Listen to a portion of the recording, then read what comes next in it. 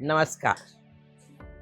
Hormone शब्द सुनते ही हम समझ जाते हैं कि बात सिर्फ शारीरिक नहीं है, इमोशनल हेल्थ की भी है। विशेष रूप से महिलाओं के जीवन में हार्मोन्स का उतार चढ़ाव एक सामान्य प्रक्रिया है, चाहे वो प्यूबर्टी हो, प्रेगनेंसी हो, पोस्टपार्टम हो या मेनोपॉज हो। लेकिन जब ये हार्मोनल लेवल संतुलन से बाहर हो जाते हैं, तब शरीर और मन दोनों परेशान होने लगते हैं। अक्सर हम इन बदलावों को नजरअंदाज कर देते हैं, उन्हें हार्मोनल स्ट्रेस या एज का इफेक्ट मानकर टाल देते हैं। लेकिन सच तो ये है कि हार्मोनल इम्बैलेंस एक गंभीर विषय है जिसे समझना और संभालना जरूरी है। और इसका समाधान सिर्फ दवाओं में नहीं है, योग और प्राकृतिक जीवन शैली में भी है। लेकिन कैसे पता चले कि आपको हार्मोनल इम्बैलेंस है? कुछ लक्षण है जो हार्मोनल इम्बैलेंस का संकेत देते हैं।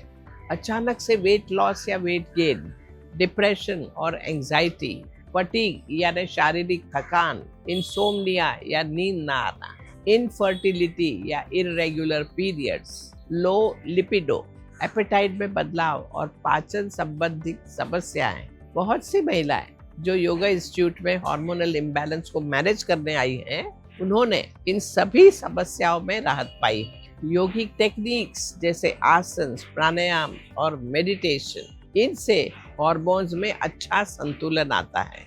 तो चलिए जानते हैं कुछ प्रभावी योगिक उपाय।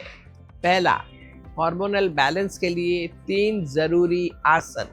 इनमें पहला है भुजंगासन। यह आसन एड्रेनालिन ग्लैंड को उत्तेजित करता है और थायराइड फंक्शन में सुधार लाता है। दूसरा है सेतु बंध आसन, ट्रंक रीजन में ब्लड सर्कुलेशन बढ़ाता है। तीसरा है भद्रासन। ये तो प्रेगनेंसी के दौरान भी फायदेमंद है, क्योंकि ये लोअर बॉडी सर्कुलेशन इंप्रूव करता है और मन को शांत रखता है। ये सारे आसन ग्लैंड्स को एक्टिवेट करते हैं, स्ट्रेस हार्मोन्स को बैलेंस करते हैं। अब दूसरी बात है कि डाइट, अपने खाने पर ध्यान दें। प्रोटीन से भरपूर खाना खाएं, जैसे पल्सेस, डेयरी प्रोडक्ट्स और नट्स। क्रूसीफेरस वेजिटेबल्स जैसे ब्रोकली और कॉलीफ्लावर एस्ट्रोजन लेवल को बैलेंस करने में मदद करता है। रिफाइंड शुगर और एनिमल प्रोडक्ट्स, इनसे दूर रहे, क्योंकि ये इन्फ्लेमेशन बढ़ाते हैं, हार्मोनल इम्बैलेंस बढ़ाते हैं। तीसरा, अनुलोम विलोम प्राणायाम का अभ्यास करें। रोजाना अनुलोम विलोम करने से शरीर में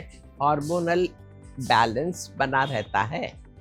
ये प्राणायाम ईड़ा, पिंगला और सुषुम्ना नाड़ी को एक्टिवेट करता है, जिससे साइकोसोमैटिक प्रॉब्लम्स जैसे इंसोम्निया, इसमें भी राहत मिलती है। चौथा है निस्पंद भाव। ये एक आसान मेडिटेटिव टेक्निक है जो स्ट्रेस हार्मोन कॉर्टिसोल को कम करती है। तो ये निस्पंद भाव करने के लिए पहले तो आप वॉल के सहारे बैठ जाएं, पैरों को फैला लें, उन्हें सीधे और एक दूसरे से दूर रखें, स्पाइन को रिलैक्स रखें और हाथों को थाइस पर रखें। आंखें बंद करें और फिर आसपास की आवाज़ों को बिना जजमेंट किए, बिना लाइक्स डिसलाइक के मूड में आकर सिर्फ सुने, पैसिव लिसनिंग करें। 5 से 15 मिनट तक इसे करें। हार्मोनल इम्बैलेंस के लक्षण चाहे कितने ही छोटे या बड़े क्यों न हो, इन्हें नज़रअंदाज नहीं करना चाहिए।